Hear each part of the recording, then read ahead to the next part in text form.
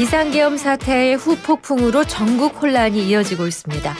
오늘 이슈 인터뷰 우상호 전 더불어민주당 의원과 함께 관련 이야기를 나눠보겠습니다. 어서 오십시오. 어서 오십시오. 네, 안녕하세요. 네, 오늘 이 혼란스러운 상황에 좋은 고견 들려주시면 좋겠습니다. 네. 네. 자, 대통령이 입건된 데 이어서 출국 금지까지 당했습니다. 검찰 특수본은 윤석열 대통령을 사실상 내란의 수계, 그러니까 우두머리로 판단하고 있는 것으로 파악됐습니다. 김용현 전 국방장관은 잠시 후 3시로 예정된 구속 전 피의자 신문을 포기하겠다는 뜻을 밝혔습니다. 정말 긴박한 상황들이 전개되고 있습니다. 이 상황들 어떻게 먼저 지켜보고 계신지 여쭙겠습니다. 일단 대한민국 사상 초유의 현직 대통령이 구속을 목전에 두고 있다. 네. 이제 이렇게 판단할 수 있죠. 네. 지금 종범으로 분류된 김용현 씨 구속이 거의 확정적이지 않습니까? 네네. 이제 방어권도 포기했으니까요. 네. 그럴 경우에 종범을 구속했는데 주범을 구속하지 않는 경우는 없기 때문에 김용현 씨 구속영장이 발부되면 전 바로 윤석열 대통령에 대한 소환조사 혹은 뭐 방문조사 뭐 여러 가지 방법이 통해서 조사를 하고 구속될 것이 확실하다 저는 그렇게 보고 있고요. 네. 그래서 지금은 이제 이 탄핵과 관련된 국면에서 이 윤석열 대통령의 구속 시점이 언제냐. 네. 그리고 그 구속이 탄핵이 미치는 영향이 어떠하냐. 이제 이 문제로 넘어가고 있는 과정이다 저는 그렇게 보고 있습니다. 네. 그러니까 1차 탄핵 시도 때는 국민의 의원들이 얼마나 이탈하냐 이게 관심이었다면 그렇죠. 네. 지금은 과연 2차 탄핵 전에 윤석열 대통령 구속이 이루어질 거냐. 그러면 탄핵이 실시되는 겁니다. 그런데 만약에 여러 가지 수사 필요상 시간이 좀 늦어지면 이제 또 다른 쟁점들이 이제 생기는 그런 국면이죠. 지금 하루하루가 그렇습니다. 계속 국면들이 바뀌고 있어서. 네. 근데 이게 이럴 수밖에 없는 것이 한 나라의 대통령을 직무정지시키는 일이 그만큼 어려운 일이죠. 네. 지난 토요일에 있었던 그 탄핵소추안 표결 자동 폐기됐는데 이거 예상하셨습니까? 저는 1차 탄핵은 부결될 거로 봤습니다. 네. 그래서 제가 그때 조금 성급하지 않냐 이런 근데 사실 성급하지 않았냐는 얘기가 본질보다는 상대당 의원을 얼마나 설득해 놨느냐 그렇게 했으면 좋겠다는 취지였는데 그런데 이번은 16년도 박근혜 대통령 탄핵 때하고는 좀 상황이 달라요. 그때는 박근혜 대통령의 개인 비리를 가지고 국정농단이라고 하는 비리와 범죄를 가지고 빌드업 해가면서 끌고 나갔거든요. 꽤 시간 좀 걸렸었죠. 그러니까 그리고 결과적으로 특검 이후 이제 탄핵 이후에 대통령이 구속이 됐단 말이에요. 이번에는 현직 대통령이 먼저 구속될 가능성이 크니까 어떤 측면에서는 계엄령이라는 이 어마어마한 사건이 생기고 나서 야당의 선택지가 바로 탄핵을 발의하는 것 이외에 다른 선택지는 없었습니다. 그런 측면에서 여러 가지 어쩔 수 없는 그런 상황들이 지금 이제 있었다. 근데 이제부터는 좀 차분하게 예측 가능한 방향으로 나갔으면 좋겠다 이런 생각이 듭니다. 그럼 지금 그 대통령 구속 여부가 이제 탄핵에 중요한 그 이제 아마 영향을 끼칠 거라고 보셨는데 일단 3일 남았으니까 2차 표결은 어떻게 예상하십니까? 그러니까 만약에 윤석열 대통령이 탄핵 표결 전에 구속이 되면 저는 탄핵은 100% 이루어진다 이렇게 보는 거고요. 왜냐하면 현직 대통령이 구속된 상황에서 집권당의 중진들이 아무리 초재선을 막으려고 해도 그건 구속된 상황에서까지 탄핵을 하지 말고 시간을 끌자는 얘기가 초재선들한테 먹힐 가능성은 없습니다. 그렇기 때문에 저는 첫 번째 변수는 구속이 토요일 전에 이루어지면 그러면 이제 탄핵은 100% 되는 거다. 구속이 안 되면 50대 50으로 보아야죠. 근데 지금 말씀 중에 궁금한 게 초재선한테 그게 먹힐 리가 없습니다라고 하셨잖아요. 그럼 중진한테는 먹힌다는 말씀이신가요? 아니 초재선한테 먹힌다는 소리죠. 구속이 되면. 그러니까 그 중진과 초재선을 분리해서 지금 제가 이해할 수 없는 거는 국힘의 중진 의원들의 태도인데요. 이분들이 판단이 약간 뭐랄까요. 괴리돼 있어요. 무슨 소리냐. 윤석열 대통령이 계엄령을 선포한 건 잘못한 것이다. 특히 정치인을 구금하려 했고 국회를 점거하려고 한 것은 잘못된 거 탄핵 사유라고 할 수 있다. 여기까지는 생각이 같아요. 그런데 그렇다고 이재명에게 대통령을 바로 헌납할 수 없으니 탄핵은 안 된다. 이재명 후보가 유죄 확정 때까지 시간을 끌어야 된다. 지금 이 얘기 아닙니까? 이건 그러니까 이런 고민을 할 수는 있어요. 정치인들이. 근데 윤석열 대통령이 계엄령을 선포해서 나라를 혼란스럽게 만들고 있는 이 시점에 이런 대선 관련 정책 셈법을 가지고 시간을 끈다는 건 네. 헌법기관으로서의 국회의원 책무를 망각하는 행위거든요. 그런데 이분들이 자신들은 8년 전 그 탄핵에서 학습된 게 있다 이렇게 주장하는 거 아닙니까? 네. 저는 되게 놀랐어요. 개인적으로는 그런 고민을 할 수 있는데 네. 국회의원도 다 이해관계가 있으니까 일단 헌법기관으로서 이 혼란을 어떻게 빨리 끝낼 거냐를 먼저 고민하고 그다음 셈법으로 가는 것이 맞지. 그 셈법 때문에 이 국가적인 혼란이 장기화되는 도록 만들겠다는 생각을 국민의힘 중진들이 한다는 얘기를 듣고 저도 중진 출신이지만 야 이거는 어이가 없다. 네. 그래서 저는 국민의힘 후배 의원들이 중진들에게 배울 게 없어요. 네. 근데 의원님 제가 하나 더 드리면은 그 지금 그렇게 말씀하시는 약간 괴리된 인식이 지금 그렇게 탄핵을 입에 아마 올리기가 좀 어려우니까 하는 것 같은데 그럼 한동훈 대표는 중진 아닌 원외당 대표 아닙니까? 그런데 한동훈 대표도 탄핵이란 말을 꺼내진 않습니다. 질서 있는 퇴진. 그거는 이제 이럴 거예요. 속 마음속으로는 그분은 법률가이고 그렇기 때문에 이게 탄핵 사유에 해당하고 엄청난 국가적인 이제 내란 범죄라는 현실 인식을 안 할 리가 없죠. 그런데 이분도 지금 내가 탄핵을 꺼냈다가 어차피 지금 당 장악도 안 돼 있는 상황에서 나중에 배신자 프레임에 끌려갈 가능성이 있으니 탄핵이라고는 하지 말고 질서 있는 퇴진이라는 수사로 지금 포장하고 있는 것이죠. 그러니까 질서 있는 퇴진은 다시 다른 말로 말하면 자진 사퇴예요. 그러니까 하야를 의미하시는 거죠. 그렇죠. 그러니까 자진 사퇴를 의미하는 건데 자진 사퇴라는 것이 과연 이루어질 수 있는 일이냐. 이 자진 사퇴 전제는 대통령 본인이 그 권유를 받아들여야 되지 않습니까? 그렇죠. 지금 윤석열 대통령의 태도는 자진 사퇴를 받아들일 그런 준비가 되어 있는 것으로 안 보여요. 제가 들은 정보로는 최근까지도 자기 친한 사람들한테 전화해서 한동훈 대표에 대한 비난을 퍼부었다고 들었거든요. 그러니까 그런 마음가짐이면 제가 볼 때는 자진 사퇴의 준비가 되어 있는 것은 아니다. 전 이렇게 판단하고 있습니다. 자, 2017년 탄핵 직후에 치러졌던 19대 대통령 선거 결과를 보면은요. 문재인 대통령이 41.1%, 홍준표 당시 자유한국당 후보가 24%, 안철수 국민의당 후보가 21.4%였거든요.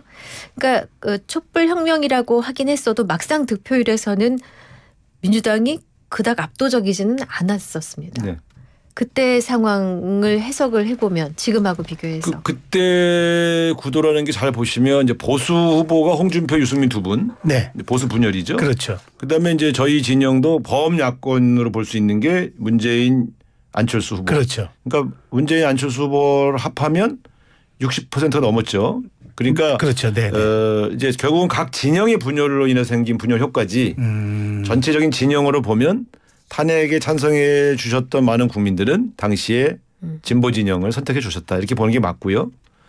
그럼에도 불구하고 탄핵을 주도했던 것이 더불어민주당인데 더불어민주당 후보가 40%대 득표를 했다는 것은 저희들 당시로서는 사실 되게 좀 실망스러운. 그러니까 그래서 그 이후에 이 탄핵으로 빚어진 이 사회적 분열을 어떤 식으로 치유하고 통합할 건가도 사실 굉장히 중요한 과제였죠. 대선 결과를 보면. 그러나 어쨌든 그 이후에 저희로서는 또 이 탄핵 과정에서 불거졌던 각종 적폐들을 청산하는 일을 안 할 수는 없었고 그러다 보니까 뭐 여러 가지 어려움이 좀 있었습니다. 그러나 어쨌든 방금 말씀하신 대로 당시의 대선 결과는 승리는 했지만 더불어민주당이 기대했던 압도적인 승리는 아니었습니다. 그러면 지금 이런 정치적 경험칙도 있는데 여권에서는 이번 수습 잘 하면은 우리가 탄핵 설령 당하더라도 한번 해볼 만하지 않을까 이런 생각 안 할까요? 지금 상황에서는 대선에 대한 전망이 부정적일 수밖에 없죠. 왜냐하면 그때는 보수만 분열한 게 아니라 저희가 호남이 국민의당 이 전석을 흥분했을 정도로 우리 지지 기반이 분열돼 있었기 때문에 그런 효과도 있었던 거거든요. 그렇기 때문에 분열의 후과였죠. 그런데 잘 보시면 이번에 지금 우리 진보 진영의 유력한 후보나 뭐 이 당이 분열돼 있지는 않은 상황이기 때문에 뭐 어디 단일되고 적어도 17년 대선보다는 좋은 결과를 보일 거라고 저희는 예상합니다만 지금 사실 대선에 대한 셈법을 앞세울 때가 아니고요. 이 국가적 혼란을 일단 빨리 종식시키고 그다음 대선은 자기들도 좋은 후보를 내면 되지. 그렇지 않습니까?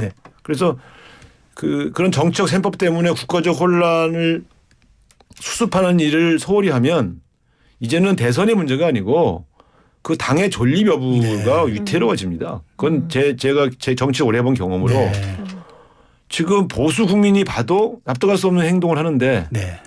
그 정당이 어떻게 존립할 수 있단 말입니까? 그래서 저는 2016년 탄핵으로부터 잘못 배웠구나. 네. 저는 그런 생각을 좀 하는 것이죠. 그 잘못 배웠다는 말씀 속에 지난 2016년 때 그때 원내 대표로 계시면서 진두지 하셨잖아요. 그때 2016년에는 여권 범여권 이탈표가 60표가 넘었습니다. 네네. 그런데 이번에는 8표밖에 안 났어요. 물론 긴박한 상황임을 가정한다 하더라도 이게 여권이 이 사안을 대하는 기류 자체가 좀 달라 보이는 지적이 있습니다. 그렇습니다. 제가 네. 받은 충격이 바로 그 지점인데요. 네. 아니 같이 짜고 하지는 않았겠지만 네. 어쨌든 대통령이 속한 정당인 여당이 어찌 이런 어마어마한 이 내란을 일으킨 대통령의 행위로부터 자유로울 수 있단 말인가. 그러면 네. 정책 셈법이 먼저가 아니라 책임지는 자세가 먼저여야 되고 그 책임지는 자세의 연유에 다시 자신들에게 기회를 달라고 주장을 해야 되는데 책임 있게 수습하는 태도도 보이지 않으면서 그다음 대선에서 표를 얻을 수 있다고 판단한다는 게 저는 특히 그걸 정치를 오래 한 중진들이 그렇게 생각한다는 것이 전 저거 도저히 이해가 안 가거든요. 네. 같은 얘기가 반복되고 있습니다만 네. 지금 이 정당이 가장 무엇부터 해야 되는가에 대한 우선순위에 대해서 잘못 판단하고 있는 것 같아요. 저는 국민의힘이 오판하고 있다고 봅니다. 오판. 네. 그렇군요. 자, 야권의 전략이 부족했다라는 이제 분석 해석도 있습니다. 시간을 좀 벌어놓고 설득하는 자가 말씀하신 네. 대로 한 2주 정도 국민 캠페인을 병행했다면 상황은 달랐을 것이다. 어제 라디오 인터뷰에서 한 말씀이 많이 회자되고 있거든요. 네. 민주당이 조금 급한가요? 급하다면 왜 급한가요? 아니 이건 네.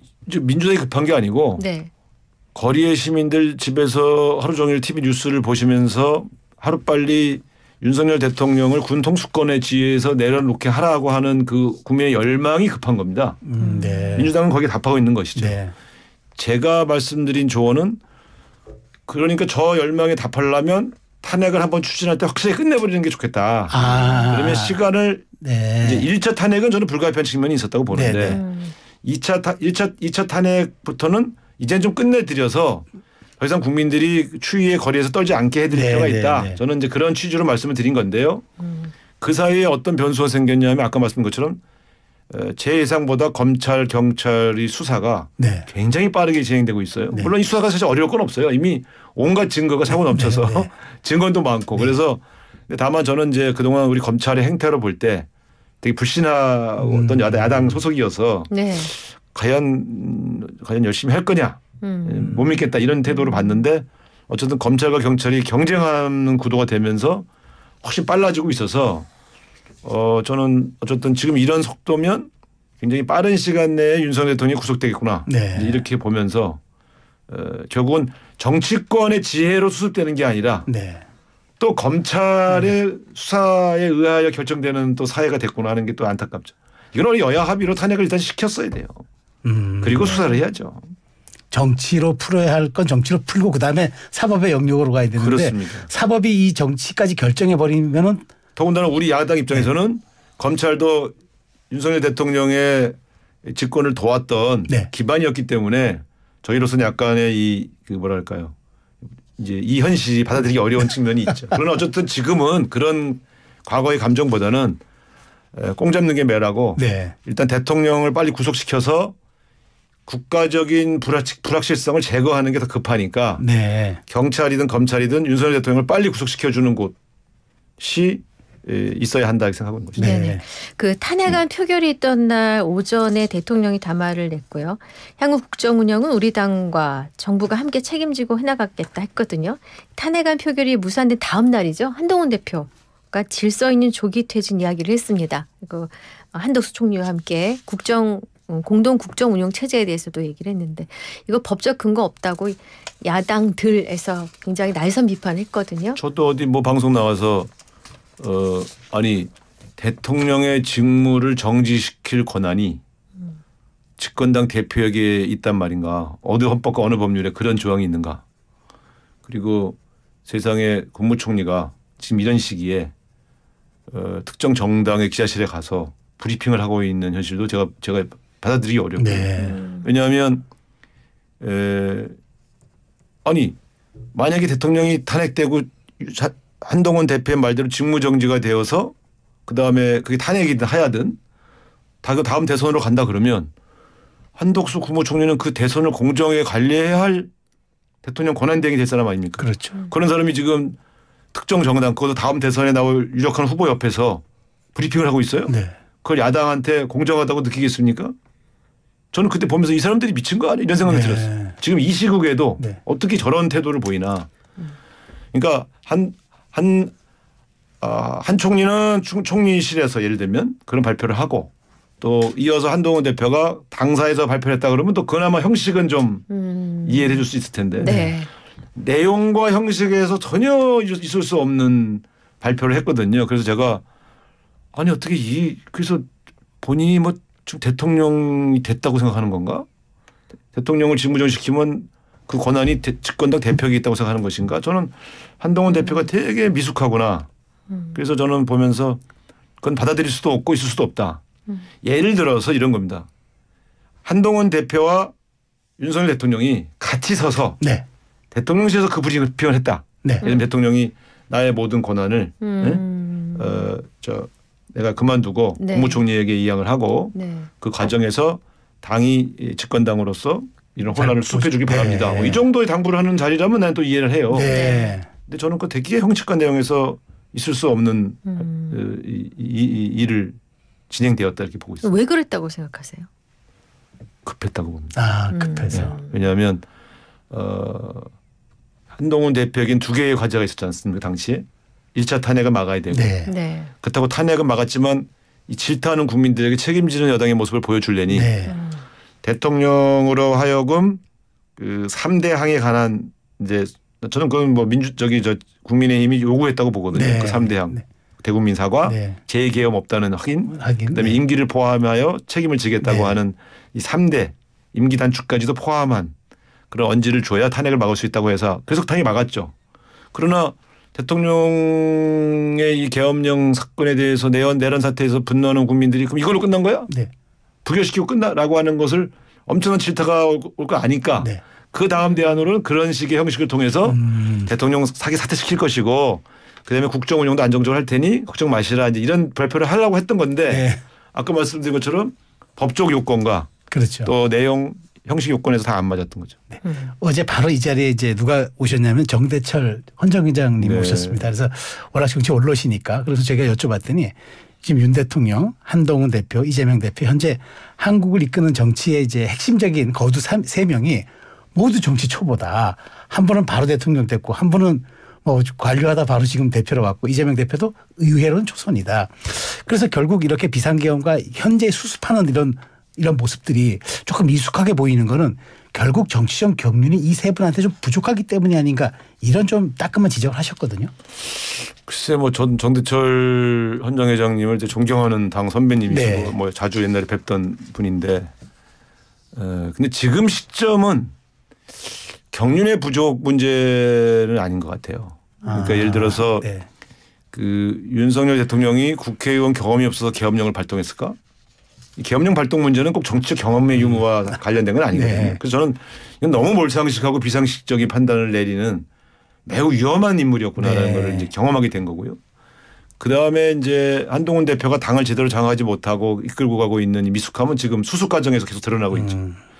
반면에 민주당은 이재명 대표 체제로 딱 안정돼 갖고 이 엊그저께 보셨을 겁니다만 그 707 그 단장이 눈물로 호소하는 걸 듣고 어제 이재명 대표가 전 군의 상대로 안심을 하라. 당신들은 죄인이 아니다고 하는 걸 보면서 저는 되게 감동받았어요. 지도자라는 건 바로 그런 거 아닙니까? 지금 동요하고 있을 군에게 주범만 처벌할 테니 다수의 군인들은 현재 임무에 최선을 다해달라 이런 당부를 하는 모습 저는 이런 것들은 차원이 다른 모습이었다. 자, 지금 이슈 인터뷰 우상호 전 의원님과 인터뷰 중인데요. 제가 광고 듣는 시간을 조금 놓쳐서 얼른 듣고 오겠습니다. 네, 이슈앤피플 화요일 2부 순서 오늘 이슈 인터뷰 우상호 전 더불어민주당 의원과 함께 지금 이 계엄 후 후폭풍 관련한 말씀을 듣고 있습니다.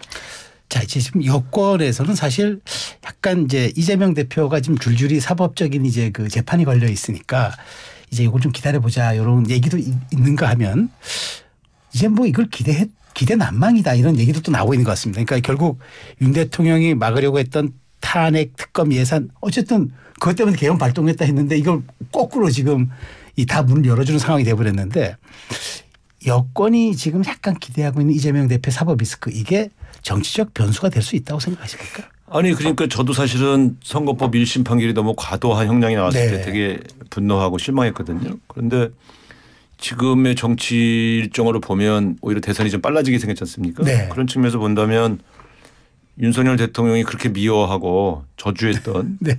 이재명 대표에게 오히려 기회를 열어준 셈이 된 거죠. 결과적으로 보면. 네. 근데 저는 어쨌든 그래서 이 국가를 운영할 때 그렇게 감정적으로 그렇게 즉흥적으로 이렇게 움직이면 안 된다 이런 교훈이 한 번 더 생기는 건데. 네.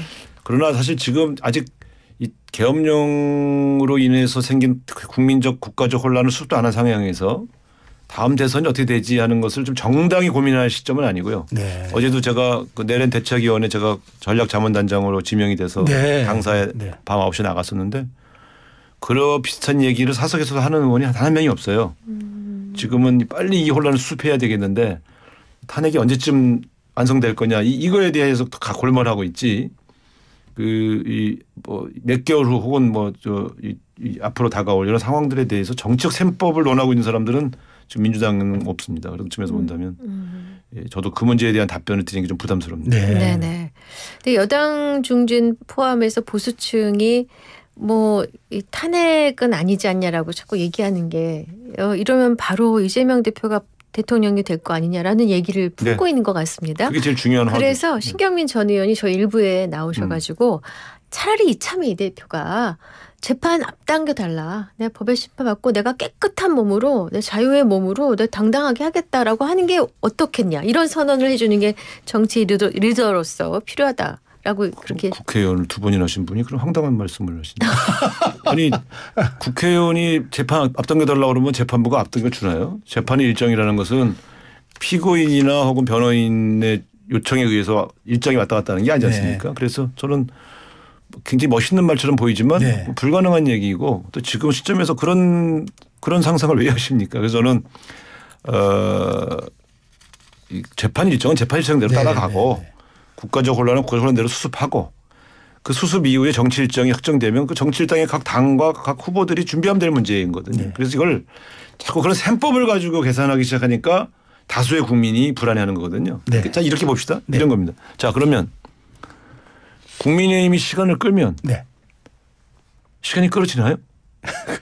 네. 네. 그리고 그 시간이 끌어지면 본인들한테 유리한가요? 나는 그게 이해가 안 가는 거예요. 네. 그게 자신들에게 유리한 방향으로 고민하는 게 아니라 네. 누군가에게 불리하게 하려고 정치 일정에 대한 기획을 한다는 것은 제가 지금까지 정치를 배워오면서 한 번도 들어보지 못한 초식이에요. 그게 말이 됩니까? 그래서 저는 이 개인적이거나 집단이 셈법이 없을 수는 없는데 네. 네.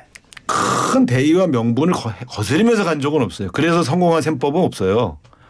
저는 이렇게 봅니다. 지금 국민의힘이 취해야 할 태도는 좋다. 다음 대선을 민주당 후보가 누가 되든 뺏길 수밖에 없다고 치자. 지금부터라도 국민의힘은 바닥에서부터 다시 출발해서 계엄령 사태의 아픔을 툴툴 털고 거듭나자. 거듭나기 위한 방법이 뭐냐. 여기에 전념을 해야지 지금 저런 셈법으로 뭘 막고 뭘 계산하고 하다 보면 나중에는 본인들이 대선 후보도 낼 수 없을 수준의 정당으로 전락하게 될 겁니다. 그러니까 의원님 말씀은 이 상황을 빨리 인식하고 그라운드 제로를 만들어 놓고 거기서부터 다시 리빌딩을 해라. 그렇죠. 네. 그러니까 저는 이재명 대표가 대통령이 되는 걸 막기 위해서 윤석열 대통령과 그의 이 세력들이 범한 이 내란죄에 해당한 사건들을 눈 가리고 간다? 네. 아니 그게 어떻게 가능하겠어요. 그래서 이게 이웃집 주인이 마음에 안 든다고 강도를 안 잡겠다는 소리인데 그게 무슨 말이 되는 소리입니까? 그러니까 저는 그래서 지금 아무리 급해도 이 당장 눈앞에 네네. 셈법에만 눈이 벌건 거로 보일 텐데 저는 지금 그런 판단들이 좀 길어지면 길어질수록 네. 이 국가의 혼란은 더 가중되고 그 책임을 더 지게 될 겁니다. 네. 네. 자, 이런 가운데 그 국민의힘 원내대표였던 추경호 대표 사퇴했고요. 차기 여당 원내대표가 내일 모레 선출될 그런 모양새입니다. 누가 이건 이제 민주당 입장이 아니고 네네. 그냥 제3자 입장에서 정치 일단 누구라고 보기보다 누가 되면 어떤 색깔이 되는 게 맞냐. 저는 친한 친윤이 아닌 사람이 원내대표를 맡아야 한다고. 중도가 맡아야 된다. 누구라고 딱 찍지는 못해요. 그런 적임자가 누군지도 잘 모르겠는데 지금 이 엄청난 사건이 생겼는데 집권당은 친한 친윤으로 나누어서 해법 싸움을 하고 있잖아요. 네.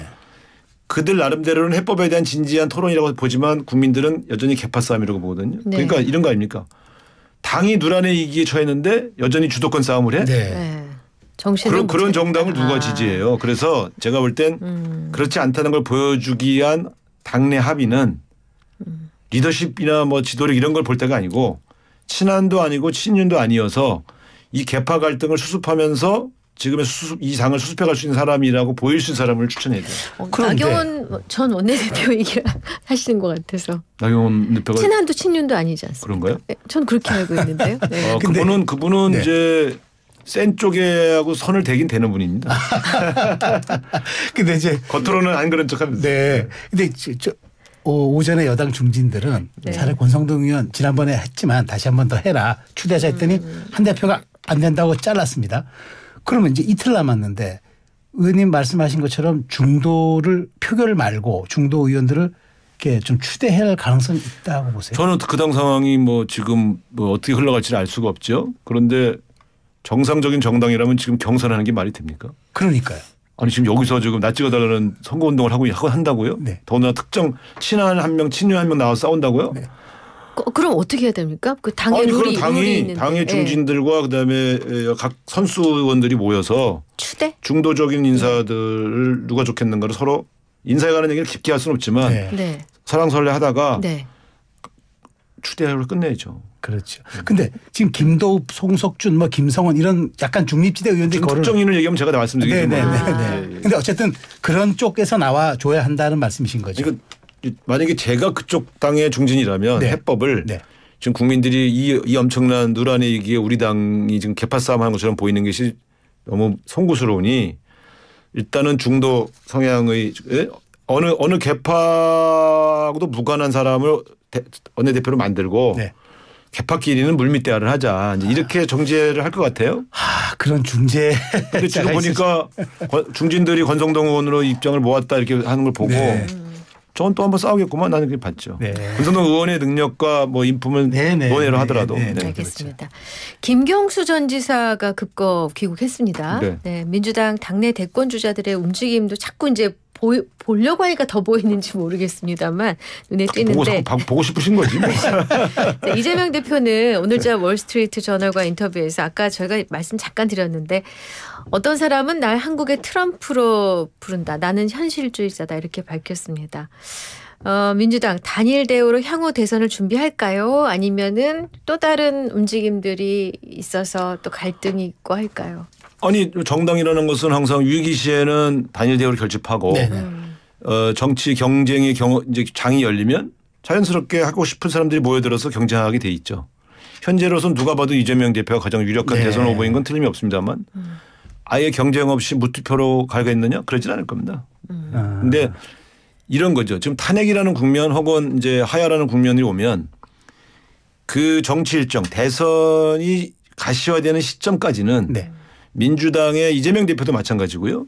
또 여러 잠룡들이 못 움직입니다. 이 국가적 위기를 수습하는 데 전념하게 돼 있지 조금이라도 대선과 관련한 사심이 엿보이면 우리 지지자가 설사 그분이 이재명 대표여도 가만두지 않을 겁니다. 그런데 일단 급거 귀국 자체가 움직임 아닙니까? 그거는 국가가 별난이 생겼으니까. 그런 의미로. 그건 당연히 들어와야죠. 혹시 의원님 좀 친분이 있으시잖아요. 만나셨어요? 제가 민주당에 친분이 없는 사람이 어디 있어요? 아니 그러니까 김경수 전 지사랑 통화만 했죠. 네. 통화만 하셨구나. 귀국 보고 차. 네. 고생했다. 네. 거기까지. 네.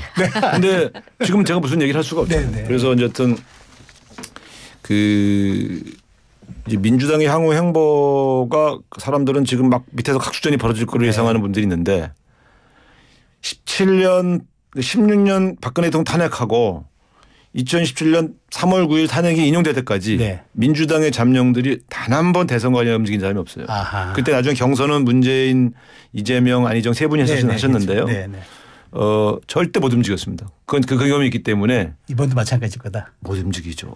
그러니까 그 실제 대선 관련 행보는 윤석열 대통령의 퇴진이 완전히 완성돼서 다음 정치 일정이 나올 때까지는 한 단일 대우로 가게 돼 있습니다. 그런데 만약에 대선 경선이 시작되면 그때는 또 누군가 이번에 되냐 안 되냐 판단을 하면서 나오는 사람도 있고 다음을 보면서 나오는 사람도 있을 수 있겠죠. 알겠습니다. 네. 자, 이슈 인터뷰는 여기까지 듣겠습니다. 자, 더불어민주당의 우상호 전 의원님과 함께했습니다. 귀한 시간 내주셔서 감사합니다. 좋은 말씀 감사합니다. 네.